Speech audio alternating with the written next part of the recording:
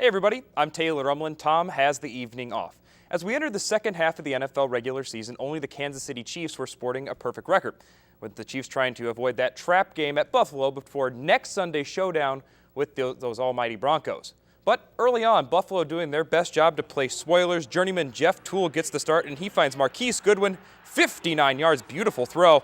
And there's some magic cooking in upstate New York today, but now to the third, game tied up 10, but Bills threatening again down on the goal line. Toole looks right, and that's a pick, and he proves while he's just not a regular starter, and he's actually just not very good at being a quarterback. He throws the pick, and it's 100 yards for Sean Smith, and he takes it to the house. And in my fantasy matchup against Gary Mativier this week, that hurts.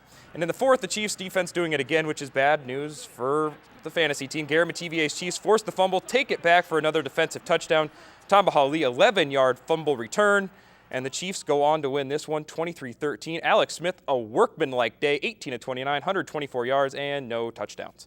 Now to two teams who could really use a win. The Vikings visiting the Dallas Cowboys. After a field goal fest for most of the first quarter, the wild card Christian Ponder shows off the feet, and he gets in from 6 yards out, 10-6 Vikings at the half. Later, Ponder showing off the arm now. 31 yards out, he looks to his favorite target, Kyle Rudolph. And is this bad tackling or good running? You decide. I say they're just really bad tacklers. And the Vikes looking like they might be able to get a win here, win number 2 on the season. In the fourth, Adrian Peterson puts the team on his back. Actually, he puts both teams on his back. He drags everybody into the end zone from 11 yards out, but he just can't do it. He can't do it alone.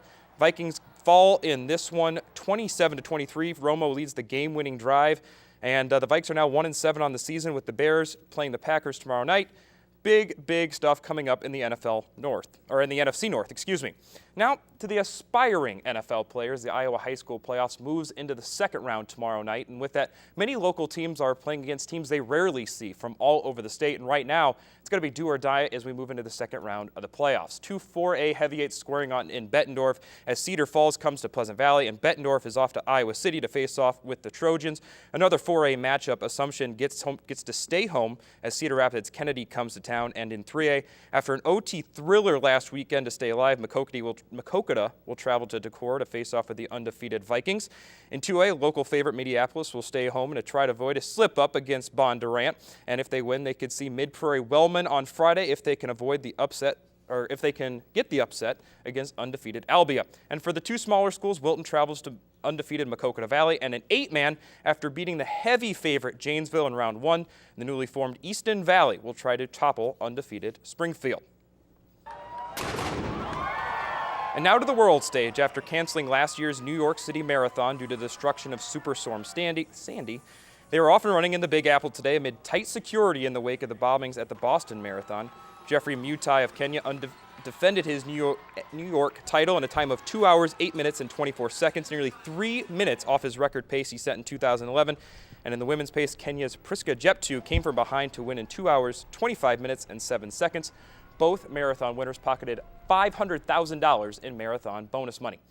And over the weekend, West High School and North Scott both placed at the Iowa State High School cheerleading competitions. And right now, the Augustana Vikings are getting some preseason work in Iowa City right now, playing some preseason basketball against the Iowa Hawkeyes. Tom Cornelis will be back tonight. He'll have all the highlights from that game right after Sunday Night Football. That's it for sports. We'll be right back.